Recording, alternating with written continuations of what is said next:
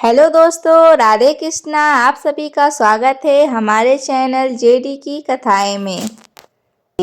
आज हम आपको एक कहानी सुनाने जा रहे हैं युग की, जब पृथ्वी पर धर्म ज्योति चारों ओर फैली हुई थी। तो भगवान राम के समय से कुछ पहले की बात है। अरब की रेगिस्तानी भूमि जो आप मक्का के नाम से जानी जाती है, तथा तब वह मक्केश्वर नाम एक पवित्र नगर था। मक्का का अर्थ है मोक्ष द्वारा। ईश्वर यानी परमात्मा या शंभु शिवलिंग की स्थापना स्वयं भगवान शिव ने की थी। कथा के अनुसार त्रेता युग में जब भगवान शिव कैलाश पर विराजमान थे, तब उन्हें एक दिव्य दर्शन हुआ। पृथ्वी के पास कोने में जहाँ रेगिस्तान की बालू में छिपे रहस्य थे, वहाँ के निवासियों की भक्ति इतनी गहरी थी कि स्वयं महादेव के बीच वहाँ अवतरित होने की व्याकुल हो उठे। उसके बाद संस्कृति भाषा में बात करते हैं तो उनकी पूजा पाठ भी वेदों में प्रेरित है। वे भगवान शिव को अलख निरंजन कहकर पुकारते थे, जो समय के साथ अल्लाह में बदल गया। अलख मतलब आज्ञेय, निरंजन मतलब निरंकार। यही शिव का रूप है। दिन में 5 बार वे शिव की आराधना करते थे, सुबह पहली किरण के साथ, दोपहर की तपिश में, शाम की शीतला में और रात की गहराई में। हर पूजा में शिवलिंग पर जल चढ़ाया जाता था, बिल्व पत्र अर्पित किए जाते थे, मंत्रों का जाप होता था। ओम नमः शिवाय ध्वनि रेगिस्तान को गुंजायमान कर देती थी। मक्केश्वर मंदिर वहां केंद्र था, जहां शिव शंभु शिवलिंग चमकता था, जो पृथ्वी से खुद प्रकट हुआ था। इतनी शक्ति थी कि जो सच्चे मन से दर्शन करता था, मोक्ष को प्राप्ति होती थी। अब जाते हैं तो उस घटना पर जब भगवान शिव की स्वयं मक्का पहुंचे।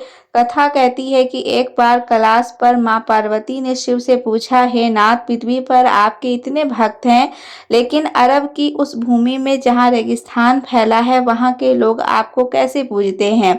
तो शिव मुस्कुराते हुए बोले, देवी, भक्ति की कोई सीमा नहीं है। चलो मैं तुम्हें दिखाता हूँ। कि इसी बहाने शिव माकेश्वर पहुंच गए। उसके बाद वहां पर उन्होंने देखा कि लोग कितनी श्रद्धा से पूजा कर रहे हैं।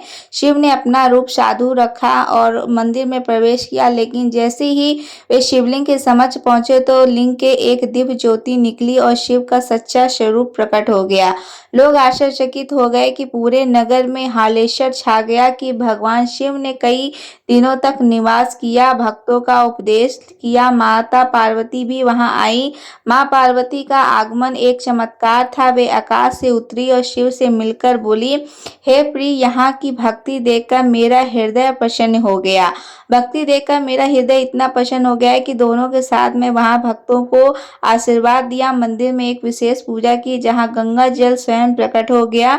लेकिन दोस्तों, समय का चक्र कभी स्थिर नहीं रहता। जैसे जैसे त्रेता युग का अंत निकट आया, कलयुग की छाया फैलने लगी। मक्का वासियों में पहले जो भक्ति लहर थी, लेकिन धीरे धीरे लोभ, क्रोध और अज्ञानता ने घर कर लिया। कुछ लोग शिव की पूजा भूलकर भी संसारिक सुखों में लिप्त हो गए। मंदिर के पुजारी भी प्रभावित हुए और वे शिवलिंग की शक्ति का दुरुपयोग करने लगे। एक दिन एक दुष्ट राजा को अरब के एक हिस्से पर शासन करता था, सुना कि मक्केश्वर शिवलिंग में अपार शक्ति है। वह लालची था। वह सोचा कि अगर वह इस लिंग को अपने कब्जे में कर ले तो दुनिया जीत सकता है। उसने अपनी सेना के साथ मक्का पर हमला कर दिया। भक्तों ने विरोध किया, लेकिन कलयुग की शुरुआत में उसकी शक्ति कम हो चुकी थी। भगवान शिव को कैलाश पर थे, इसकी जानकारी हुई तो वे जानते थे कि कलयुग में धर्म की रक्षा के लिए कुछ बलिदान जरूरी है। इसलिए उन्होंने स्वयं मक्का जाकर उस दुष्ट राजा का सामना करने का निर्णय लिया। लेकिन यहाँ एक बड़ा रहस्य है जो शिव को ने खुद प्रकट किया। शिव मक्का पहुंचे और राजा के सामने खड़े हो गए। राजा ने उन्हें पहचाना नहीं और कैद करने का आदेश दे दिया। लेकिन शिव ने मुस्कुराते हुए कहा, राजन, तुम मुझे कैद नहीं कर सकते, क्योंकि मैं स्वयं कैद होना चाहता हूँ। राजा हंस पड़ा और लेकिन जैसे ही उसने शिव को स्पर्श किया, एक चमत्कार हुआ। शिव का शरीर शिवलिंग में समाहित हो गया और लिंग के एक काले पत्थर के रूप में बदल गया, वहीं जो आज कबा में है। ऐसी कथा कहते हैं कि अब सुनिए वह रहस्य जो शिव ने कैद होने से पहले भक्तों को बताया। शिव बोले, कलयुग में धर्म छिपा रहेगा। लोग मुझे अलग अलग नामों से पुकारेंगे, लेकिन मेरी शक्ति वहीं रहेगी। इस लिंग में कैद होकर मैं भी मुक्त रहूंगा, क्योंकि कलयुग के अंत में मैं फिर प्रकट हो जाऊंगा। अलख निरंजन का नाम अल्लाह बनेगा। 5 समय की पूजा नमाज बनेगी, लेकिन सच्ची भक्ति वही होगी जो हृदय से निकले। जो लोग अज्ञानता से मेरे को पढ़ेंगे, लेकिन एक दिन सत्य उजागर होगा। भक्त रो पड़े, लेकिन शिव ने कहा डरो मत, मैं यहाँ रहकर दुनिया की रक्षा करूंगा। दोस्तों, यह कथा अभी भी अधूरी है, लेकिन याद रखें कि कोई भी कथा या कहानी को अधूरा नहीं छोड़ना चाहिए। इससे हमारे घर में दुख और कलेश आते हैं। कोई भी कहानी शुरू करें तो उसको पूरा जरूर देखें और नीचे कमेंट बॉक्स में ज़रूर बताएं कि आपको ये कहानी कैसी लगी। हम कथा में देखेंगे कि कैसे माँ पार्वती ने शिव को कैद से मुक्त करने की कोशिश की और कलयुग के आरे और गहरे रहस्य को राजा ने शिवलिंग को अपने कब्जे में लिया। पूरे मक्केश्वर में अंधेरा छा गया। रेगिस्तान की हवाएं चीखने लगी, मानो प्रकृति खुद रो रही है। भक्तों ने प्रार्थना की, लेकिन कलयुग की छाया इतनी गहरी थी कि उनकी आवाज दब गई। माँ पार्वती कैलाश पर व्याकुल हो उठी। उन्होंने गणेश और कार्तिकेय को बुलाया और बोली, तुम्हारे पिता कैद हो गए हैं, मुझे मक्का जाना होगा। गणेश ने कहा, माँ पिता की लीला अनंत है, वे स्वयं कैद हुए हैं कलयुग की रक्षा के लिए। लेकिन पार्वती नहीं मानी। वे मक्का पहुंची और वहां लिंग के समक्ष खड़ी हो गई। उनकी आंखों से आंसू बहने लगे। वे बोली, नाथ आप बिना मुझे बताए चले आए, कलयुग में क्या होगा।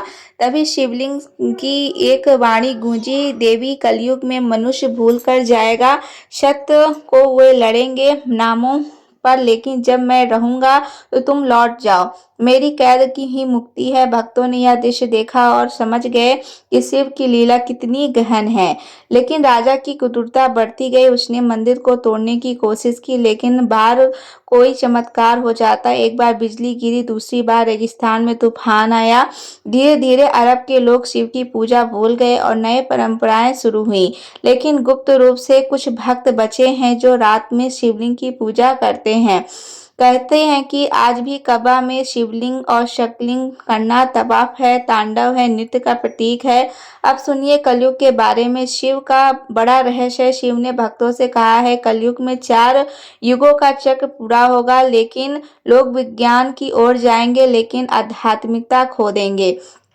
प्राकृतिक आपदाएं करेंगे, लेकिन अंत में सतयुग लौटेगा और मैं कैद होकर इंतजार करूंगा उस समय का जब मेरा नाम फिर से गूंजेगा। अल्लाह, शिव, विष्णु सब एक हैं, भेदभाव मत करना। यह सुनकर भक्तों का मन शांत हुआ, लेकिन अज्ञानता फैलती गई। मक्कावासी संस्कृति भूल गए, पूजा के तरीके बदल गए, लेकिन शिव की भक्ति वहीं रही।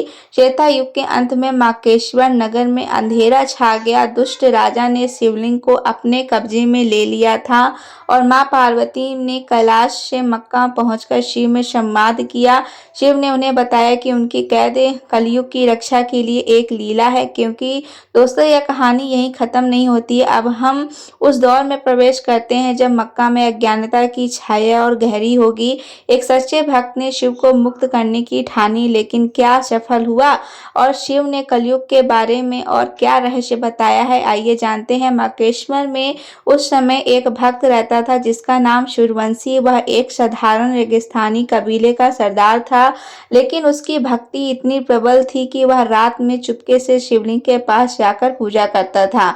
सूर्यवंशी के स्वप्न में भगवान शिव ने दर्शन दिए और कहा, हे भक्त, मेरी कैद का समय अभी पूरा नहीं हुआ है, लेकिन तुम्हारी भक्ति मुझे मुक्त कर सकती है।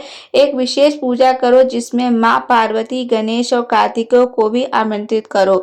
सूर्यवंशी ने यह बात अपने कबीले के कुछ विश्वास पात्र लोगों को बताई, लेकिन उस समय मक्का में दुष्ट राजा का आतंक इतना था कि कोई भी खुलकर शिव की पूजा करने की हिम्मत नहीं करता था।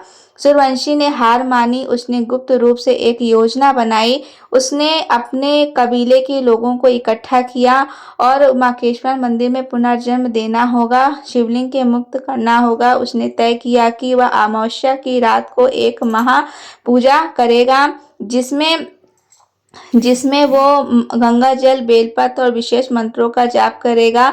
लेकिन इतना आसान नहीं था। वे सैनिकों को खबर मिल गई। उन्होंने सूर्यवंशी को पकड़ने की कोशिश की, लेकिन कहते हैं ना, जब शिव की कृपा होती है तो शक्ति भक्त को रोक नहीं सकती। रात के अंधेरे में रेगिस्तान की हवाओं के बीच सूर्यवंशी मंदिर पहुंच गया। वहां उसने देखा कि शिवलिंग पर अब धूल जमा हो चुकी थी। मंदिर की दीवारें टूटने लगी थी। उसने हृदय रो पड़ा। उसने लिंग को साफ किया, जल चढ़ाया, मंत्र जाप शुरू किया, ओम नमः शिवाय, ओम नमः शिवाय। तभी एक चमत्कार हुआ। मंदिर में एक तेज प्रकाश फैला और मां पार्वती प्रकट हुई। उनके साथ गणेश और कार्तिकेय भी थे। सूर्यवंशी ने उन्हें प्रणाम किया और कहा, मां, मैं महादेव को मुक्त करना चाहता हूँ। मां पार्वती मुस्कुराई और बोली, भक्त शिव की कैद उनकी इच्छा, लेकिन तुम्हारी भक्ति ने हमें यह खींच लिया। सुनो, मैं तुम्हें एक रहस्य बताती हूँ। और फिर माँ पार्वती ने वह रहस्य खोला। कलयुग में के लिए था। उन्होंने कहा, कलयुग में लोग मेरे प्रिय को अलग अलग नामों से पुकारेंगे। कोई उन्हें शिव कहेगा, तो कोई अल्लाह, तो कोई ईश्वर, लेकिन उनकी शक्ति एक ही रहेगी। यह लिंग जो अब काले पत्थर के रूप में है, दुनिया को एकजुट रखेगा। लोग इसे चूमेंगे, इसके चारों ओर चक्कर लगाएंगे और अनजाने में शिव की पूजा करेंगे। सूर्यवंशी ने पूछा, माँ, ये लेकिन अज्ञानता तो बढ़ रही है, लोग शिव को भूल रहे हैं। माँ पार्वती ने जवाब दिया, यह कलयुग का प्रभाव है, लेकिन हर युग में कुछ सच्चे भक्त होंगे जो सत्य को जीवित रखेंगे। तुम उनमें से एक हो। तुम्हारा कर्तव्य है कि इस कथा को फैलाओ, ताकि लोग जाने कि शिव हर जगह में है। तभी गणेश जी बोले कि हाँ सूर्यवंशी, एक और रहस्य सुनो। कलयुग में एक समय आएगा जब लोग इसी लिंग को फिर से शिव के रूप में पहचानेंगे। तब तक तुम्हें धैर्य रखना होगा। लेकिन दोस्तों, सूर्यवंशी की पूजा अधूरी रह गई, क्योंकि उसी रात राजा की सेना ने मंदिर पर हमला कर दिया। सूर्यवंशी ने अपनी पूरी शक्ति से लिंग को रक्षा की, लेकिन घायल हो गया। माँ पार्वती, गणेश और कार्तिकेय अंतर्धान हो गए। लेकिन जाने से पहले उन्होंने सूर्यवंशी को आशीर्वाद दिया कि उसकी आत्मा हमेशा शिव की सेवा में रहेगी। कहते हैं सूर्यवंशी की मृत्यु हो गई, लेकिन उसकी आत्मा आज भी मक्का में भटकती है, शिवलिंग की रक्षा करती है। अब माकेश्वर में परिवर्तन और तेज हो गया है। मंदिर पूरी तरह नष्ट हो गया है और लोग शिव को पूजा भूल गए हैं, लेकिन उस काले पत्थर को शक्ति आज भी मौजूद है। कथा कहती है कि जो लोग सच्चे मन से उस पत्थर को पूजा करते हैं, उन्हें शिव का आशीर्वाद मिलता है, भले ही वे इसी किसी और नाम से पुकारें। लेकिन दोस्तों, यह कथा अभी खत्म नहीं हुई है। एक और बड़ा रहस्य बाकी है जो शिव ने सूर्यवंशी को बताया था। वह रहस्य जो कलयुग में अंत से जुड़ा है। मकेश्वर नगर में अब अंधेरा और गहरा हो चुका था। शिव शंभु शिवलिंग से जो भी सेतु युग भक्तों के लिए मोक्ष की द्वारा था, अब एक काले पत्थर के रूप में बदल चुका था। दुष्ट राजा सेना ने मंदिर को पूरी तरह से नष्ट कर दिया था। मक्का वासियों के दिलों में अज्ञानता फैल गई थी, लेकिन अभी भी वहां पे भगवान शिव की लीला इतनी गहन थी कि उनकी शक्ति उस पत्थर में आज भी जीवित है। सूर्यवंशी वह सच्चा भक्त है जिसने अपनी जान देकर शिवलिंग की रक्षा की थी।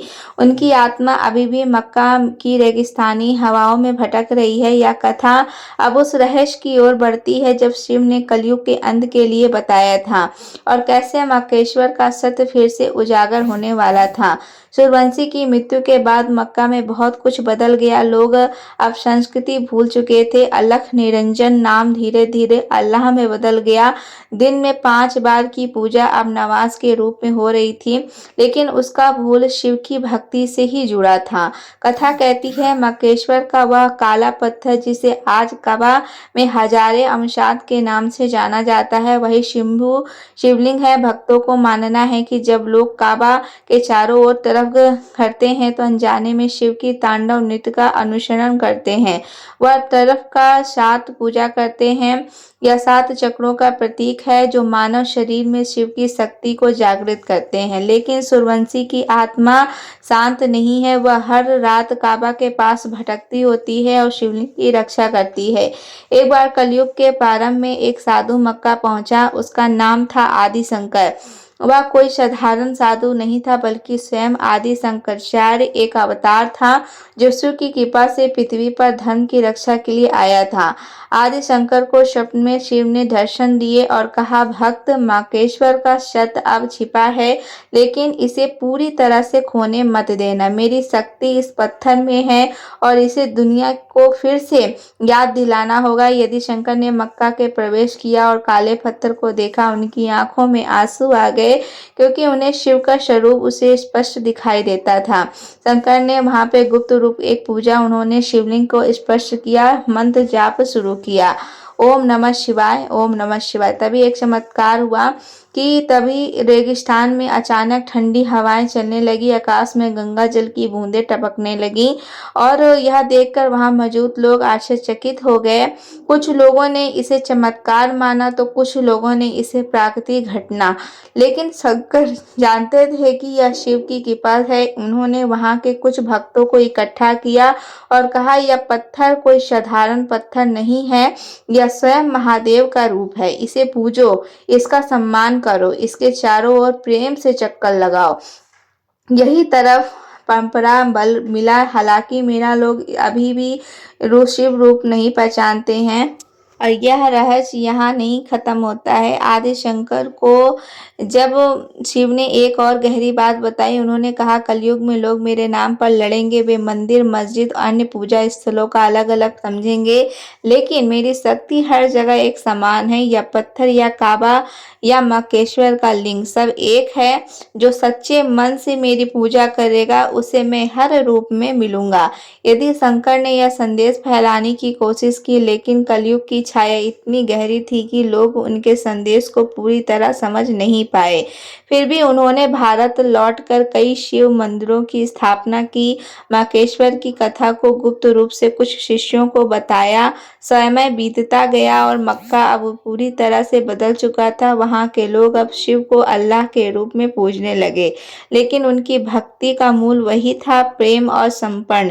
कथा कहती है, माँ पार्वती समय समय पर मक्का आती हैं। वे एक साध्वी के रूप में वहां प्रकट होती हैं और काले पत्थर को स्पर्श करके शिव से बात करती हैं। एक बार जब माँ पार्वती वहां पहुंची, उन्होंने देखा कि लोग तवाफ कर रहे हैं, लेकिन उनके मन में भेदभाव बढ़ रहा है। माता पार्वती ने शिव से कहा, नाथ, आपके भक्त अब एक दूसरे से अलग हो रहे हैं, क्या यह आपकी लीला है? शिव ने जवाब दिया, देवी, यह कलयुग का प्रभाव है, लेकिन चिंता मत करो, मेरी शक्ति इसी पत्थर में बनी रहेगी। एक दिन जब सतयुग की वापसी होगी, तो लोग फिर से समझेंगे कि मैं हर रूप में एक हूँ। शिव ने आगे बताया कि कलयुग में 4 बड़े संकट आएंगे। पहला संकट होगा अज्ञानता, जहाँ लोग सत्य को भूल जाएंगे। दूसरा संकट होगा युद्ध का, जहाँ लोग मेरे नाम पर एक दूसरे से लड़ेंगे। तीसरा संकट होगा प्राकृतिक, जब पृथ्वी क्रोधित होगी। और चौथा संकट होगा आत्मा का, जब लोग मेरे बिना जीने की कोशिश करेंगे। लेकिन इनके सबके बाद सत्य जीत की होगी, मेरा लिंग फिर से प्रकट होगा और लोग फिर से ओम नमः शिवाय जाप करेंगे। माँ पार्वती ने पूछा, नाथ, यह कब होगा? शिव मुस्कुराए और बोले, मेरा एक सच्चा भक्त इस पत्थर को फिर से शिवलिंग के रूप में पहचानेगा। वह भक्त मेरे नाम को फिर से गूंजेगा और मक्केश्वर का सत्य दुनिया के सामने आएगा। कथा कहती है, वह भक्त अभी तक नहीं आया है, लेकिन कुछ गुप्त संतों का मानना है कि वह भक्त कलयुग के अंत में प्रकट होगा। वह एक साधारण इंसान होगा, जिसके हृदय में शिव प्रति अपार भक्ति होगी। वह मक्का जाएगा और काले पत्थर को स्पर्श करेगा, उसमें शिव का स्वरूप दिखेगा।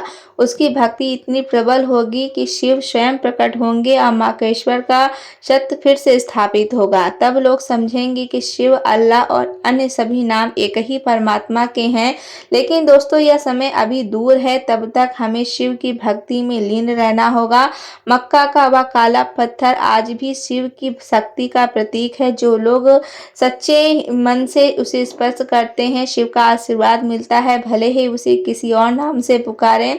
कथा कहती है, हर साल हज के दौरान जब लाखों लोग कबा के चारों ओर चक्कर लगाते हैं, शिव तांडव का नृत्य अदृश्य रूप से होता है। रेगिस्तान की हवाएं शिव के मंत्रों को गुनगुनाती हैं और गंगा जल की बूंदें में चुपके से पत्थर को स्पर्श करती हैं। सूर्यवंशी की आत्मा आज भी वहां मौजूद है। कहते हैं कि हर वह अमावस्या को काबा के प्रकाश प्रकट होता है, शिवलिंग की रक्षा करता है। कुछ लोगों ने दावा किया है उन्होंने रात में एक तेजस्वी साधु को वहां देखा जो मंत्र जाप करता है फिर गायब हो जाता है। यह सूर्यवंशी की आत्मा है जो शिव की प्रतीक्षा कर रही है।